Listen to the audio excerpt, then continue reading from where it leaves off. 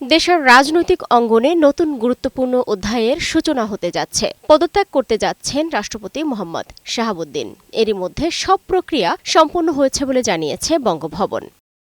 শারীরিক অবস্থা বিবেচনায় রাষ্ট্রপতি এই সিদ্ধান্ত নিয়েছেন। স্পিকার থাইল্যান্ড সফর শেষে দেশে ফেরায় তার কাছে স্বাক্ষরিত পদত্যাগপত্র জমা দেবেন রাষ্ট্রপতি। সংবিধান অনুযায়ী সেই পদত্যাগপত্র জমা দেওয়ার সাথে সাথেই কার্যকর হবে।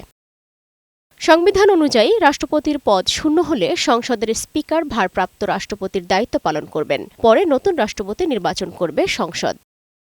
এদিকে সফর সংক্ষিপ্ত করে থাইল্যান্ড থেকে দেশে ফিরেছেন স্পিকার হাফিজ উদ্দিন আহমদ। বিমানবন্দরে সাংবাদিকদের সাথে কথাও বলেন তিনি। রাষ্ট্রপতি যদি পদত্যাগ করেন তাহলে স্পিকারের কাছে পদত্যাগ করবেন এবং আগামী 90 দিনের মধ্যে জাতীয় সংসদ একজন নতুন প্রেসিডেন্ট নির্বাচিত করবেন। এই হলো সংবিধানের পজিশন। বাংলাদেশের সংবিধানে লেখা আছে যখন রাষ্ট্রপতি পদত্যাগ করে তখন অ্যাক্টিং রাষ্ট্রপতি হিসেবে স্পিকার দায়িত্ব পালন করেন, বাট মূল রাষ্ট্রপতি নির্বাচন করে জাতীয় সংসদ, সেটা 3 মাসের মধ্যে করতে হয়। রাজনৈতিক অঙ্গনে রাষ্ট্রপতির পদত্যাগকে ঘিরে আলোচনা তুঙ্গে। দেশের চলমান রাজনৈতিক সমীকরণে নতুন মাত্রা যোগ করতে পারে মনে করছেন বিশ্লেষকরা।